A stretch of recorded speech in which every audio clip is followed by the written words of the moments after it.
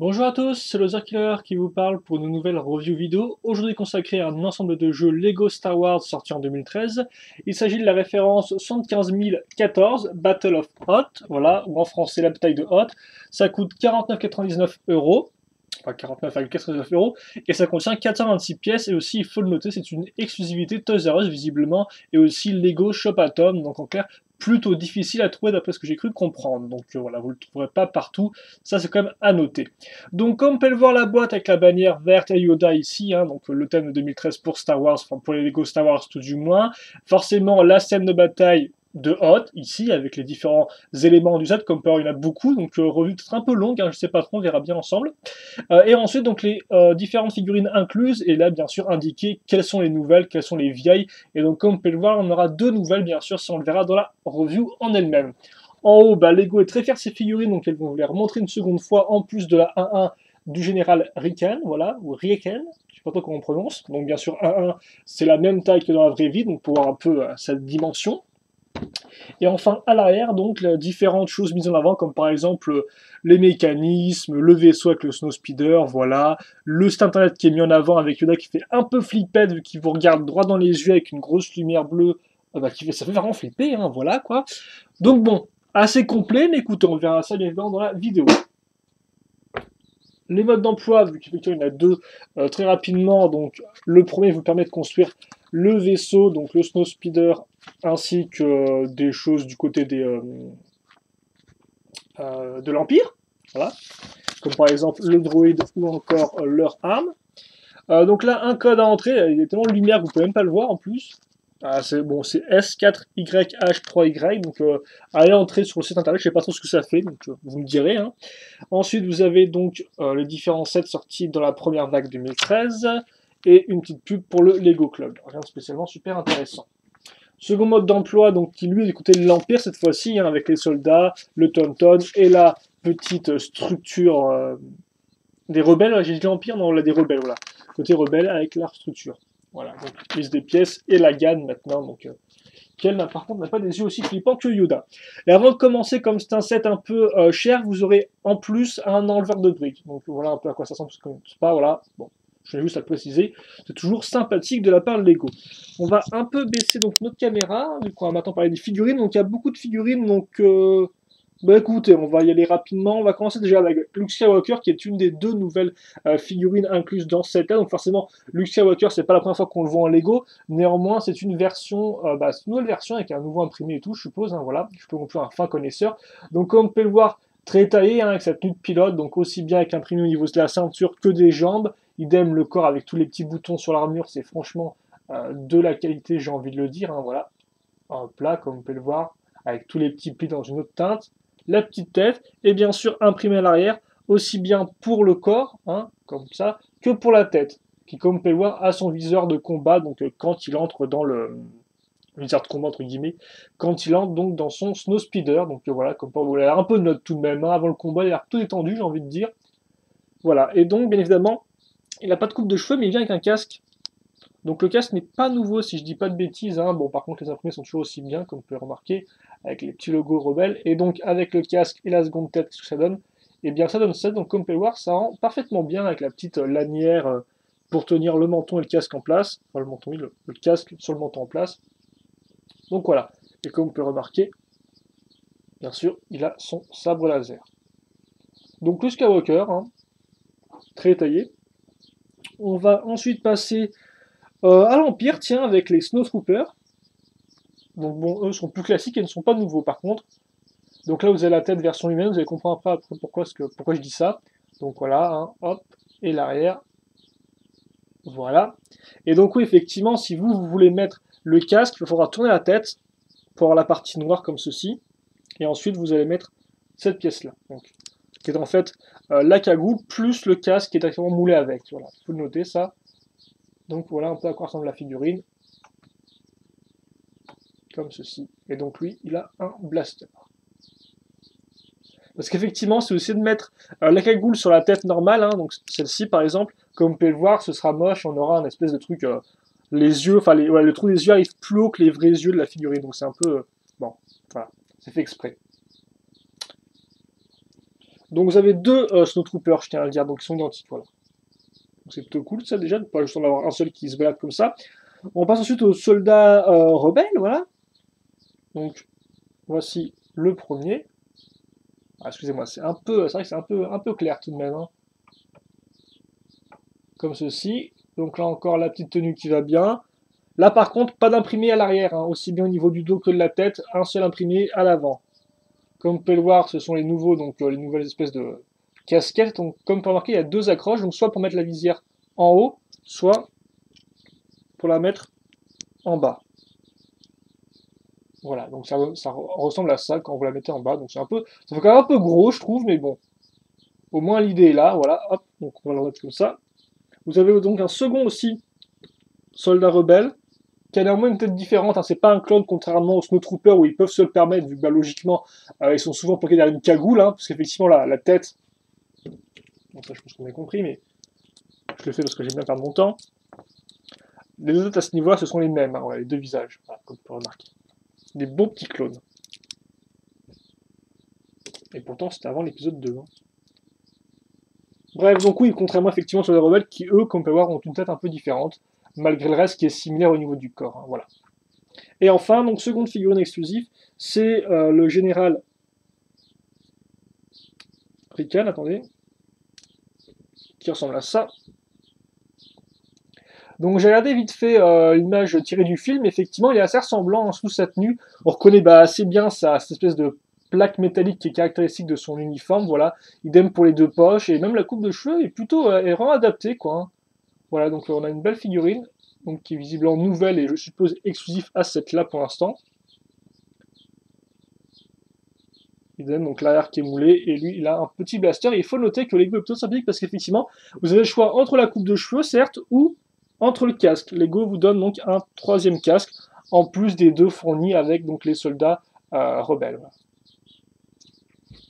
Donc ça c'est plutôt cool. Et donc ça fait qu'au final, si vous avez bien fait les comptes, eh bien on a en tout 1, 2, 3, 4, 5, 6 figurines. Voilà. Donc 6 minifigs, donc c'est pas mal, on les reverra à la fin, voilà, bien évidemment.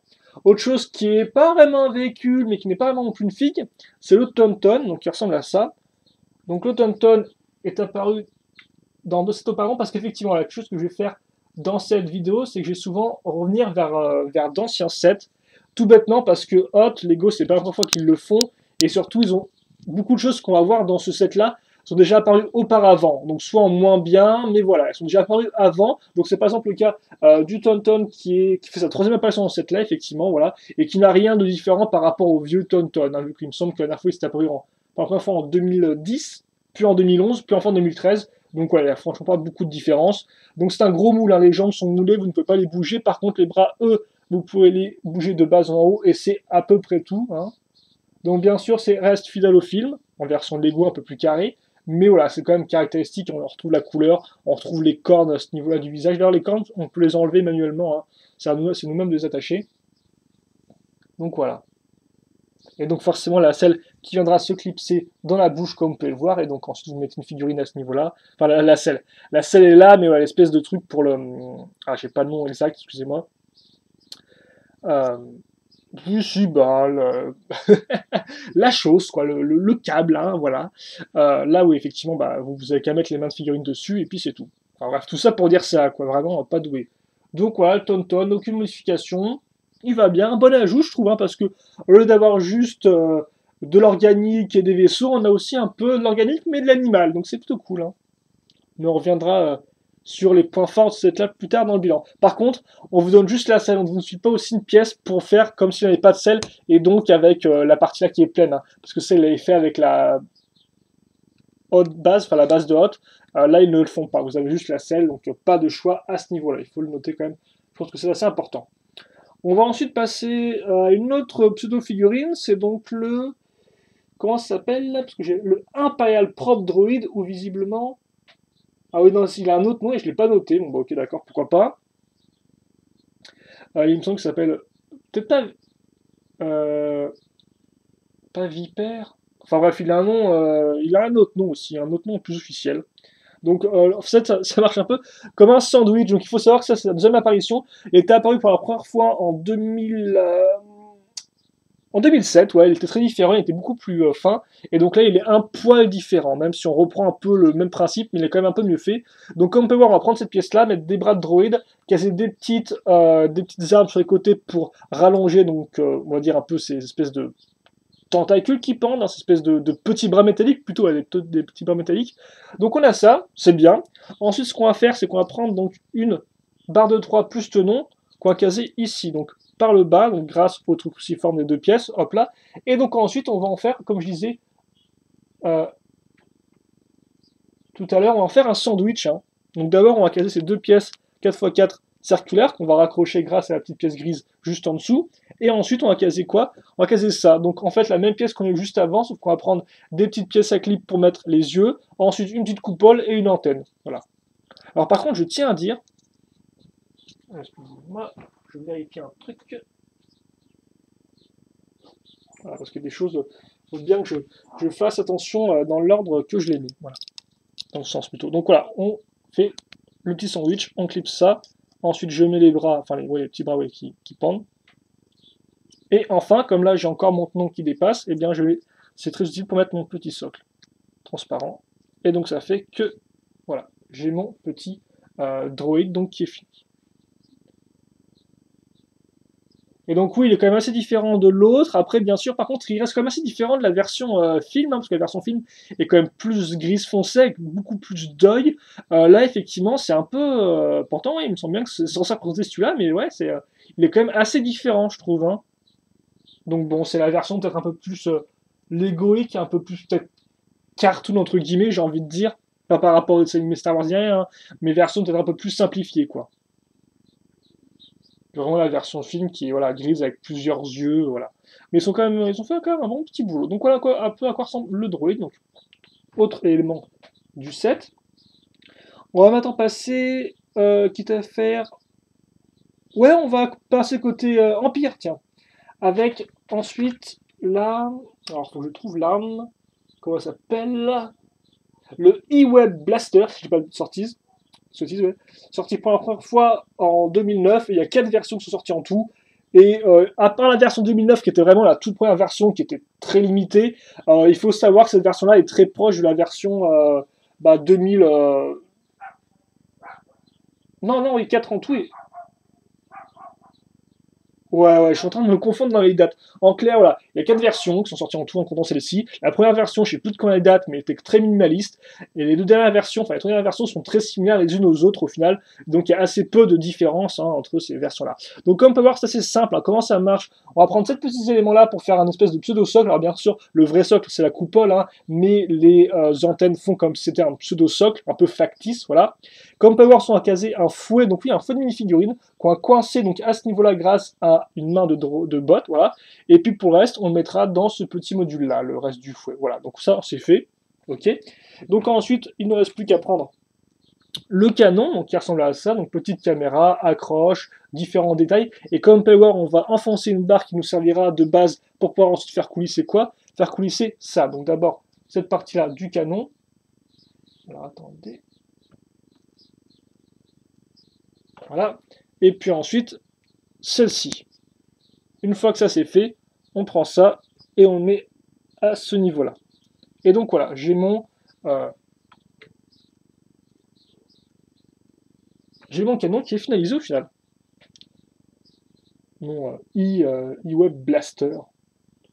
Donc comme je disais, ouais, effectivement, les premières versions sorties à ce jour-là, on commence ici, elles ne sont pas vraiment différentes. Quoi. Elles reprennent un peu le même... Oui, elles sont vraiment très similaires. Hein. Après, par rapport à la version film, là encore, c'est assez proche. Hein.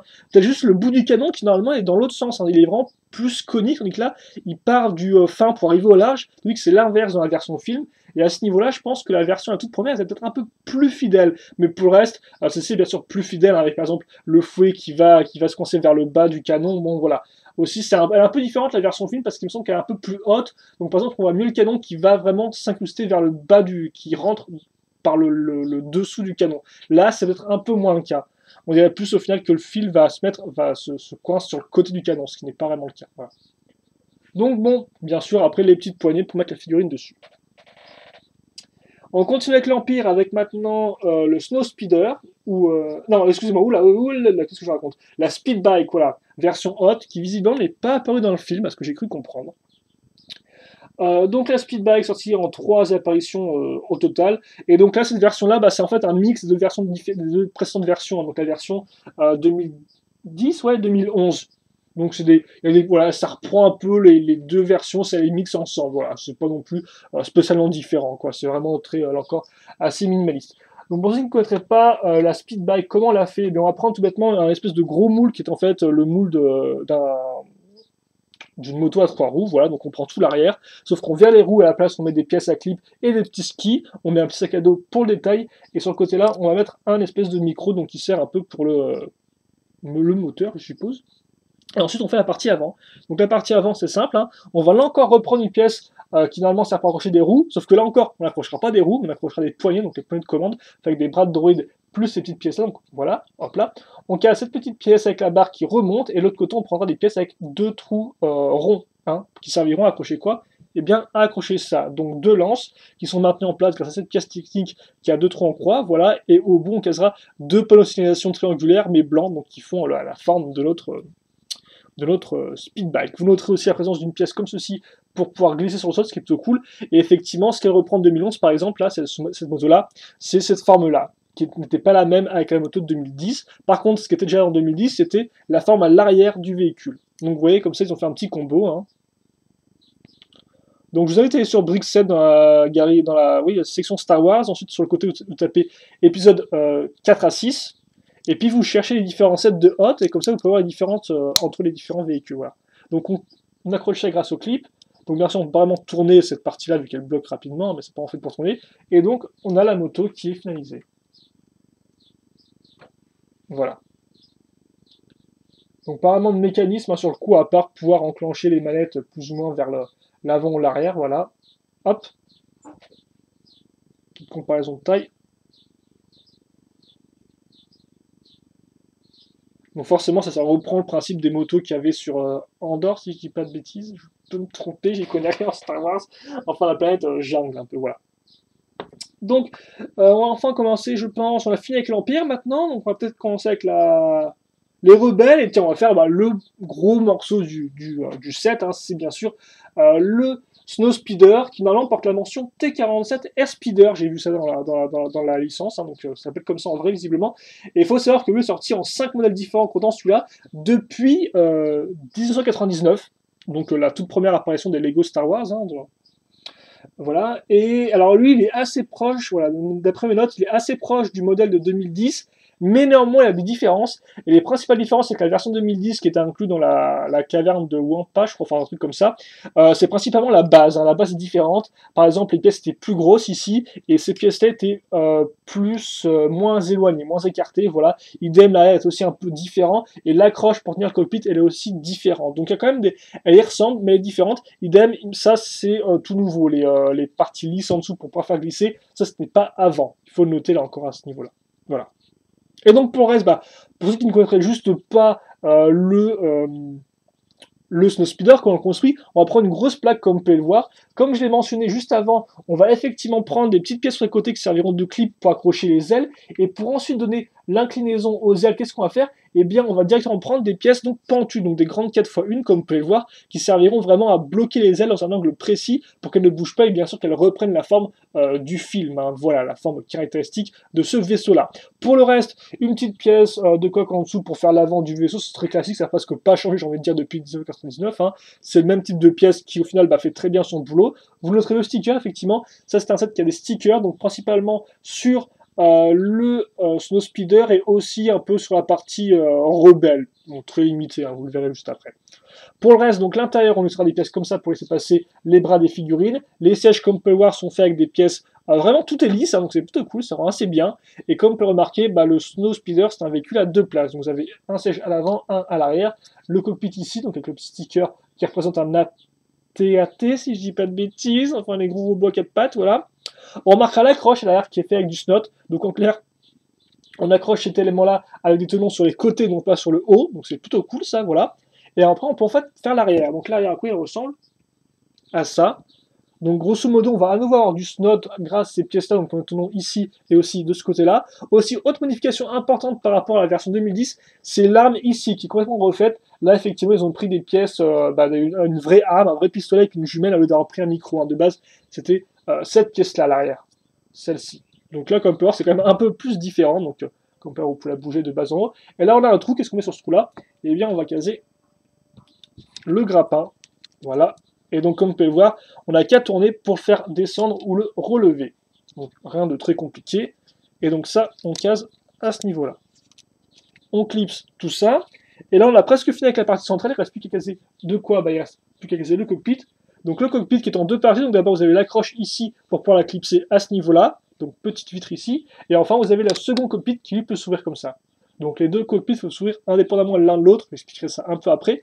Par contre, ce qui est plus intéressant, c'est de regarder à l'intérieur. On a effectivement un panneau de contrôle donc pour le second passager, donc pour le second pilote. Donc à nouveau les stickers. Ça par contre, c'est pas sticker, c'est une pièce imprimée, un truc que vous ne connaîtrez pas. Et donc ça, on clipse ici. Et donc c'est ce que je disais juste avant. Effectivement, soit vous ouvrez juste celui-là pour mettre la figurine à l'avant, soit vous avez besoin de mettre une figurine à l'arrière. Dans ce cas-là, vous ouvrez cette partie-là comme ceci. Donc c'est assez pratique et ça marche très bien. Voilà. Ensuite, on va prendre les ailes. Donc, comme ça. Donc, les ailes, c'est pas très compliqué à expliquer. Hein. Vous pouvez voir ça, je pense, assez rapidement si on regarde de haut avec la forme.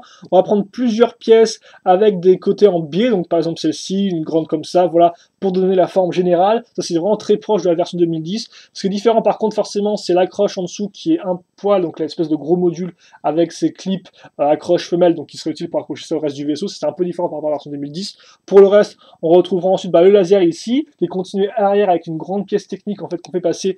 Et ensuite, on met différentes pièces ici et là, voilà. Le tout, bien sûr, comme peut être intercalé entre des pièces pentues, donc ici et là, voilà. Et on notera donc la présence d'une pièce un peu cachée, donc avec le sticker, qu'on peut refermer comme cela, voilà. Et donc, il y a assez peu de choses à dire. Vous noterez la pièce avec la rainure ici, et aussi vous remarquez que ce Snow Speeder là est en version grise, hein, parce que souvent ils ont des couleurs orange, là c'est vraiment gris. On retrouvera un peu d'orange, mais c'est vraiment très planqué et très discret, voilà.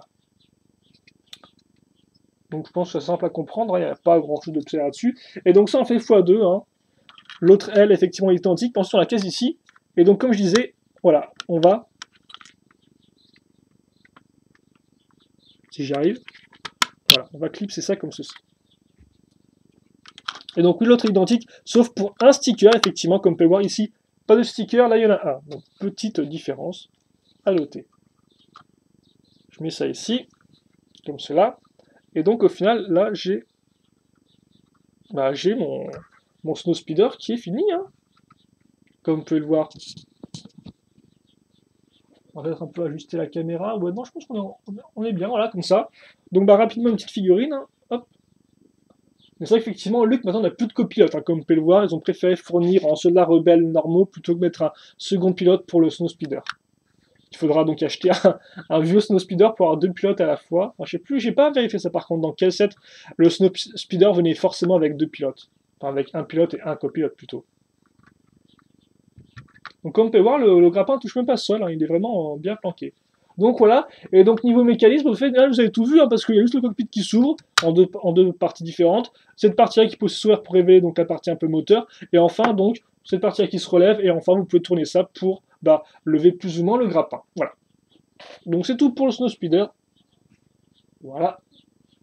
Il est très efficace et il est aussi, bien sûr, très fidèle au film. Hein. Même si, bon, dans le film, forcément, les ailes sont vraiment raccrochées à la structure là, les go de ces artifices, donc forcément, il y a des petits trous, mais c'est vraiment, voilà, je veux dire, le Snow Speeder, maintenant, c'est quand même un modèle qui, comme je vous l'ai dit, au final, il est très proche de l'ancien modèle niveau forme globale, mais c'est après, quand on creuse dans les détails, qu'on se rend compte qu'il est différent, et d'après ce que j'ai vu, visiblement mieux, hein, voilà. Parce que moi, j'ai pas l'ancien, donc j'ai eu quelques reviews ici là pour m'informer avant, et visiblement, c'est ce que j'ai eu, il est quand même mieux que l'ancien, voilà. Ensuite, on va faire la structure rebelle, une partie tout du moins. Donc la première partie c'est assez simple, hein. C'est trois modules qui sont accrochés grâce à deux pièces charnières.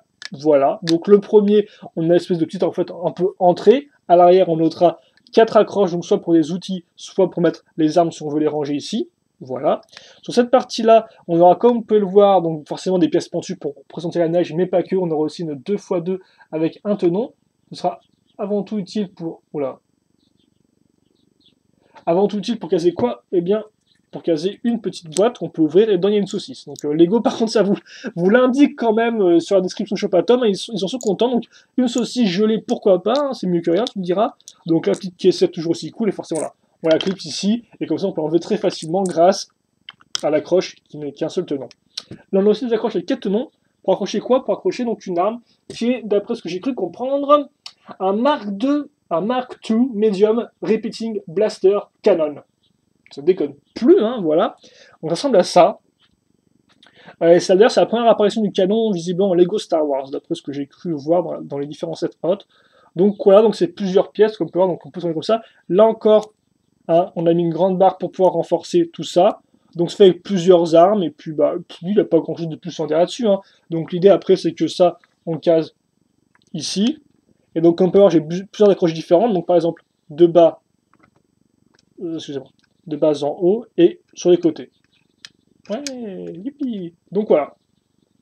Et donc c'est tout pour cette partie-là. Ça par contre, j'ai zappé pendant mes recherches vu que j'avais oublié de le monter, mais donc je sais pas. Je sais pas ce que c'est, si c'est vraiment tiré d'un truc dans le film ou pas, je pense. Alors pour ceux qui sont reconnaisseurs, ils pourront me le dire, voilà. Bon, ça, c'est la première partie de la structure. La seconde partie de la structure, c'est ça. Donc comme vous pouvez le voir, on va prendre deux grandes pièces avec des côtés en biais. Vous noterez qu'en fait, à l'arrière, là, il n'y a rien, c'est creux. Hein. Ils n'ont pas rempli plus que ça forcément, vu que c'est juste une espèce de déco. On le prend en présence d'une caisse. Par contre, pas deux saucisses dedans, mais juste une tasse dessus. Ok, donc seconde caisse complète, sympathique. Deux petites accroches ici, donc à nouveau pour les armes et pour la gemelle du général, donc Rican, visiblement, vu qu'il est ici. Car là, on trouvera un petit siège, je crois qu'il y a ici. Et enfin, son petit panneau de bord. À nouveau, pourquoi il est accroché, je ne sais pas trop pourquoi. Et vous noterez qu'on fait une antenne avec une lame d'escrime, ce qui est plutôt cool, voilà. Et donc là, second sticker, au final, voilà, au final, à part sur le Snow Speeder, c'est le seul sticker qu'il y a. Voilà. Et donc en fait, voilà, au lieu de prendre des pièces 2x2 avec, qui étaient avec pivot, ils ont directement pris des pièces avec un seul tenant, ce qui fait que vous pouvez voilà, tourner si vous souhaitez ces parties-là, vous-même. Donc c'est un peu... je ne sais pas pourquoi ils n'ont pas pris des pièces avec un tenon, mais bon. Je travaille pas chez Lego, après tu me diras. Voilà. Mais ce n'est pas tout, parce qu'effectivement, maintenant, qu'est-ce qu'on va faire? C'est pas, parce que là, voilà, bon, on a vu, c'est bien, on a des plaques, on a un ordinateur.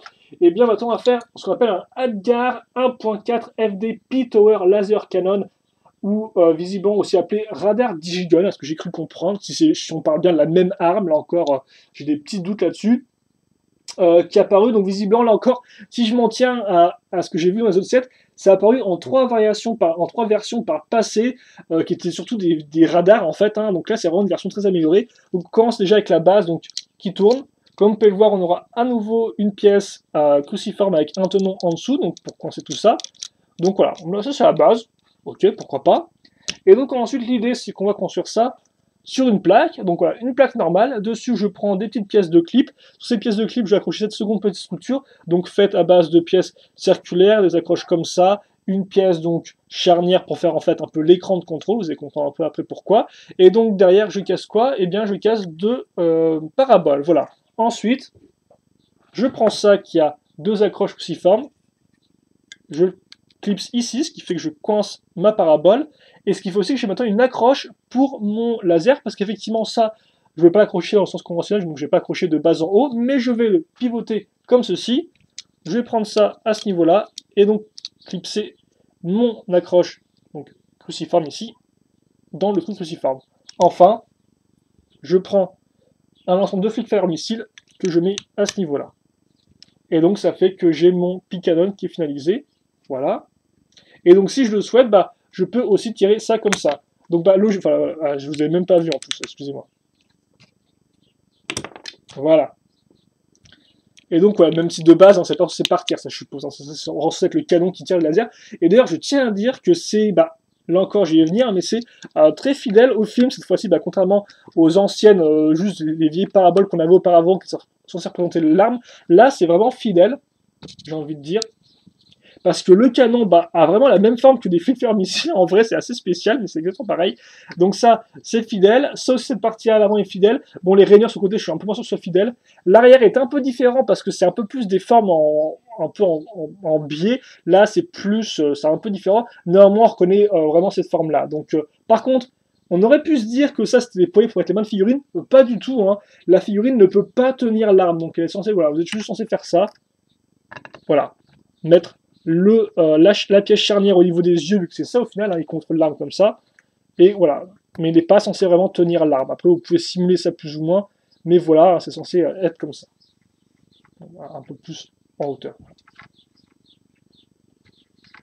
Et donc voilà, on a fini la seconde structure de la partie rebelle. Et aussi, au final, on a fini le 2 sur 7. Hein, donc un peu long, je vous avais prévenu.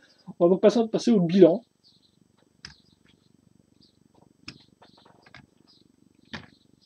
Alors, est-ce qu'on va pouvoir tout caser ici? Je ne sais pas du tout, tiens.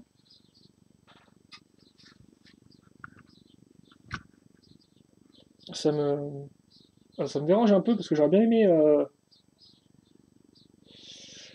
Ouais, est-ce qu'on va pouvoir... Attendez, on va peut-être changer d'angle juste pour le bilan, pour essayer de tenter de pouvoir mieux tout caser. Ça sera peut-être un peu plus... un peu mieux. Donc, si on fait l'état des lieux, vous avez deux structures indépendantes l'une de l'autre pour le côté rebelle. Vous avez aussi donc un Snow Speeder. Ah, attends, c'est... Voilà, comme ceci. Vous avez aussi un Tauntaun. On va caser, bah ouais, à ce niveau-là. Ah, parce qu'effectivement, il faut encore que je case maintenant mais les autres trucs, moi. Donc, Et donc, du côté de l'Empire, vous avez une Snowbike, un E-Web Cannon, un truc comme ça. Si je ne me trompe pas, si je ne m'abuse. Et enfin, vous avez un droïde, donc.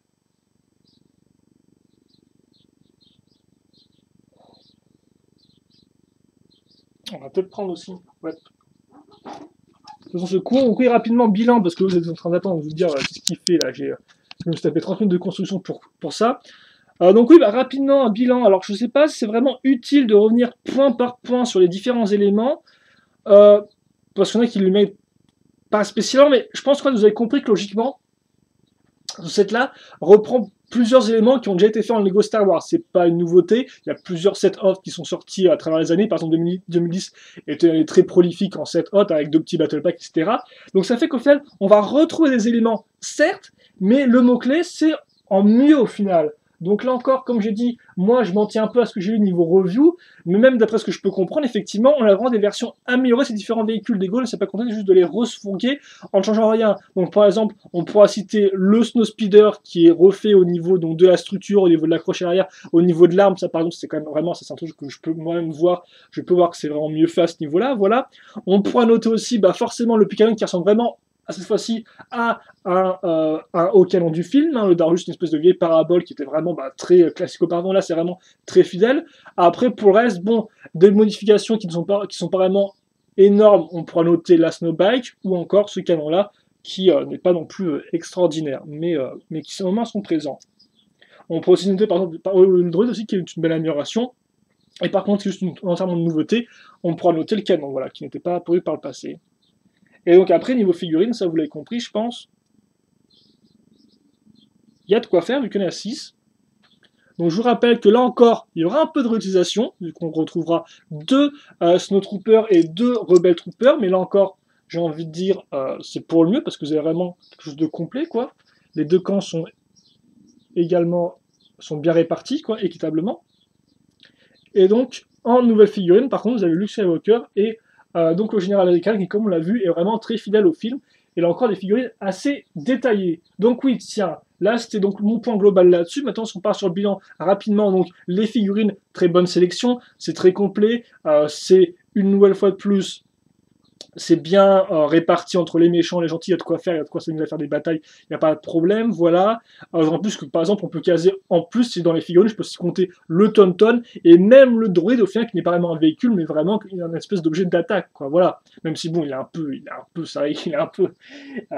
peu stoïque, hein, il est un peu immobile, mais bon, il est quand même là, voilà. Et donc, en plus de ça, vous avez tout de même deux nouvelles figurines qui sont détaillées, et enfin, je dois quand même le noter quand même, pour Général Ricard, attention aux détails, avec la possibilité de mettre soit son casque, soit sa coupe de cheveux, qui est quand même un bon ajout, et avec en plus de ça, des petits accessoires comme par exemple une saucisse, il fait comme noté, voilà, mais vous avez aussi des jumelles, etc. Voilà. Donc niveau figurine, il n'y a rien à dire à ce niveau-là. Et pour le reste, niveau construction, au final, bien évidemment, la construction la plus intéressante, je pense, c'est avant tout le Snow Speeder et la tourelle, voire même le droïde. Pour le reste, ça reste classique, avec des structures ne sont franchement pas spécialement intéressantes niveau technique ni rien, ça reste du très classique. Même niveau design, au final, elles sont quand même très classiques. Hein. Y a pas, elles font un peu, je vais pas en dire le strict minimum parce que ça paraît un peu méchant, mais elles font leur job modestement. Voilà, elles font ce que leur demande, mais elles font pas non plus, j'ai envie de dire. Voilà. Après, niveau sélection de pièces, franchement, comme toi, c'est assez, il y a 400 pièces dedans. Vous avez un peu pour tous les goûts, quoi. Hein, donc, oui, non, oui, c'est une bonne sélection de pièces, quoi. Voilà. Mais après, bien sûr, ce qui est le plus important là-dedans, je pense, hein, vraiment. Après, non, peut-être juste en parler de ça, niveau design. Niveau design, c'est aussi parce que la plupart des éléments sont fidèles au film. Donc, venant dans cette licence, que demander de plus, j'ai envie de dire. Et après, même d'un point de vue externe, si on ne prend pas la licence en compte, c'est quand même plutôt dur, on a quand même des véhicules qui ont un bon design, quoi, hein, que ce soit le Snowspeeder ou la Snowbike, voilà, même le droïde. Après, voilà, le seul truc que je disais, qui me gêne peut-être juste un peu personnellement, la structure qui effectivement n'a pas le meilleur des designs, mais bon, c'est une base de la neige, ça le fait bien. Enfin, une base, plutôt des fortifications de la neige, parce qu'une base, il y en a déjà une qui est sortie. Et après, par contre, ce que je n'aime pas trop, c'est peut-être le fait que voilà, une personne ne peut pas vraiment tenir l'arme. C'est un peu bizarre, ça. J'y pensais, mais bon, voilà. Et après, donc, le dernier point que je veux parler, on se citera là-dessus, c'est bien sûr la jouabilité, le contenu. Le contenu est diversifié, ça on l'a vu aussi bien par les figurines que par le reste. Vous avez 2 vaisseaux, vous avez une structure, vous avez un droïde, vous avez un animal, vous avez des tourelles, voilà quoi. Franchement, niveau jouabilité, niveau structure, n'en demandez plus, j'ai envie de dire, enfin niveau diversité, il y a tout ce qu'il faut pour faire donc la bataille de Hoth. Alors bien sûr, 50 €, c'est pas spécialement donné, on est d'accord. Mais moi personnellement, je trouve que pour le prix, c'est suffisant quoi. Si on tient, enfin, c'est vraiment réglo quoi. Si on part du principe que c'est une licence, voilà, même en comptant là, je veux dire 6 figurines, un tonton, un vaisseau, non franchement, voilà, même pour 50 €, et souvent moi je me plains pas vraiment, mais souvent j'ai tendance à me dire, ouais, cette là j'aurais peut-être mis 10 € de moins dedans, voilà. Mais même pour l'occasion, j'ai envie de dire non. Franchement, c'est un bon set. Le prix pour le contenu est vraiment très bon, voilà. Donc, non. Le seul problème, c'est que c'est au final il est suffisant, qu'il n'est pas si facile que ça à trouver en magasin. Mais ça, c'est un set que vraiment je conseille, parce que moi, je suis pas vraiment un gros fan de Star Wars, et voilà. Et c'est un set, quand je l'ai vu, je me suis dit, pour 50 €, il m'a l'air super complet, genre quoi construire. Et franchement, là, diversifié, jouabilité, ce set a ces 2 éléments-là. Et donc c'est pour ça que je peux recommander. Donc écoutez, si vous avez une grande somme d'argent, vous savez pas trop en quoi dépenser, au lieu de vous payer juste un set à 50 € dans lequel vous avez un seul vaisseau, 3 figurines, pourquoi pas vous payer un set dans lequel vous avez 6 figurines, un vaisseau, une structure, des animaux et plein de trucs, quoi, j'ai envie de dire. Enfin, des animaux, voilà, j'abuse un peu, mais bon, vous avez compris. Donc en bilan, ce set-là fait mieux que les anciennes versions, parce que comme on a pu le voir, le Snowspeeder est amélioré, le droïde est amélioré, le canon est amélioré, voilà, donc tout amélioré, mais en plus, il y a du contenu avec 6 figurines, dont des nouvelles, donc il y a des nouveautés, il n'y a pas que de l'améliorer, et en plus, il y a de la diversité. Donc on va se quitter là-dessus au final. Très bon set, Star Wars, je vous recommande à tous, et c'est vraiment un retour au play set, hein, vraiment, j'ai envie de dire, play set, quoi, play jouer, et donc c'est vraiment ça, quoi, c'est vraiment un ensemble de jeux pour jouer, dans lequel on peut en faire plusieurs aventures, il y a vraiment plusieurs histoires qu'on peut créer, et donc c'est génial, parce qu'après tout c'est aussi le but de Lego, on crée, mais pas qu'en construisant, aussi en jouant avec, en l'entendant des histoires, voilà. Donc écoute, on se quitte là-dessus. Si vous le voyez, des questions, des commentaires, n'hésitez pas à me les poser, j'y réponds avec grand plaisir, comme d'habitude. En attendant, portez-vous bien, c'est ce qui compte. Passez une bonne journée, une bonne soirée, ce que vous voulez, c'est vous qui décidez. Et nous, donc forcément, on se retrouve plus tard pour de nouvelles vidéos. Allez, à plus.